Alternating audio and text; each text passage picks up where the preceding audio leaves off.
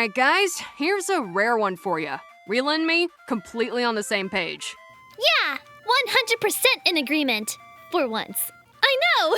Crazy, right? That's happened before. Yeah, but only when one of us doesn't really care at all.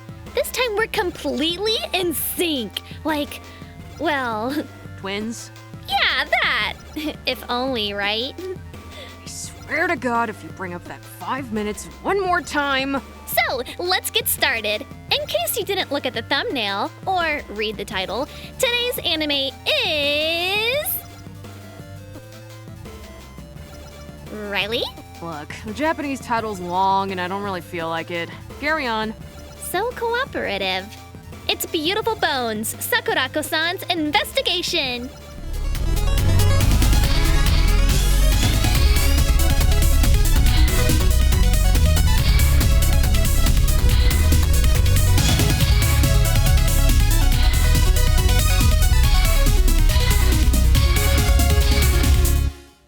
See, a couple of episodes back, we talked about how Moriarty the Patriot, at least for a few episodes of its first season, dealt in a weird style of reverse mystery. A situation where you already knew the outcome, and the actual mystery for the audience is how that outcome will be reached. But the thing about a reverse mystery is that it still more or less follows the same storytelling patterns as a normal one, just backwards.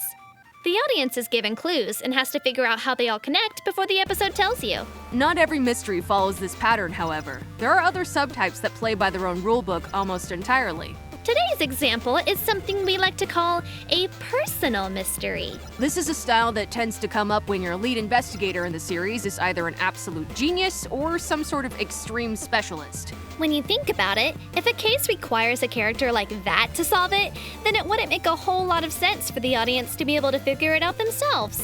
Not unless the audience is full of geniuses or people who share the lead's specialization. And that's never an assumption you want to make. You don't want to assume your audience is stupid, of course, but taking them all to be as brilliant as the lead is just unwise. It can lead to some serious problems when your story feels like it's talking down to the person consuming it. But one thing people do love is watching professionals at work. Just look at all the procedural dramas out there. Those are actually an apt example, though they have their own flavor. In a procedural drama, you're watching for, well, the procedure. You're interested in the actual process, be it forensics or whatever. Some of them do, however, have touches of this more personal style. In this style, the actual case isn't really what's important. Not on the surface, anyway. It's what the case reveals about the characters trying to solve it. In other words, the real mystery is the investigator themselves. And in this case, that would be Sakurako herself. Think about it. Most people just wouldn't have the knowledge to be able to piece together these clues the way she does. Ugh. What? You know what you did. It was bad and you should feel bad. Moving on. There's also the matter of simple formatting, with exactly one exception. In an episode that doesn't even feature Sakurako, the show doesn't linger on individual clues long enough for more savvy members of the audience to figure them out. Right. The second she's on the scene, it's pretty much over. They lay out the evidence and she figures it out pretty quickly in her head. Then there's Shultaro. Let's be real here, he's an audience surrogate. He's us. He hardly ever figures anything out on his own. Not about the cases anyway. What he's here to figure out is Sakurako, the actual mystery of the series. It also helps that he, himself, is part of the key to understanding her in the first place. Her whole reason for avoiding his name is a major part of the character. It's a really simple but effective way of setting it all up. The mystery of the individual. What happened in Sakurako's past? The vague details are known to us, but we don't know the specifics. Hell, we still don't know the specifics. The series never got another season, so we're left on a serious cliffhanger. I suppose we could all just read the books. Rila, I've seen your watch list. I don't think for a second that your read list is any better. Define better. How about not able to wrap around the earth a dozen times over? Hey, that's unfair. Don't you think a dozen is a little high? Fine, 11. Better.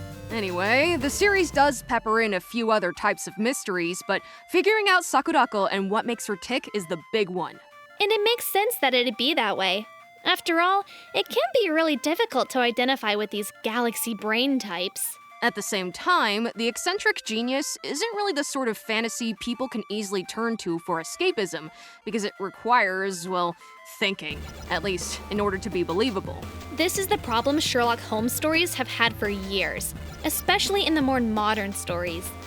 Well, the stories written in the modern age, not necessarily taking place in it. Sherlock has always been an eccentric genius, but as storytelling tastes evolve, people have come to want more out of their characters. So a lot of the definitive Sherlock Holmes stories in the recent past have played up those aspects of his character more than they've played up the mysteries themselves. It's actually something that Moriarty the Patriot even did. Really, really well even. And Sakurako-san follows that trend. She's absolutely an eccentric genius, or at the very least, an eccentric specialist. Sherlock isn't always tied up in personal mysteries. Usually it's more of a character study with how he approaches mysteries, that's the point. And they contrast that with how he interacts with society. In Sakurako's case, it's similar, but takes things a bit further. It is still a mystery series after all, so the story decides to stick to those roots by making her the mystery. A clever move that really works well for the series. Not well enough to get it a second season, though. Apparently. Yeah, well, we can only hope, right? So, what do you guys think of Sakurako-san's investigation? What type of mystery do you prefer? The personal type or the practical type? Let us know down below, and give that like button a zap while you're down there. Subscribe and ring that bell for us. Also, share this around. This has been Bullet-Toon'd. I'm Rila, signing off. I'm Riley, bowing out. Thanks for watching. Keep up the awesome and stay tuned!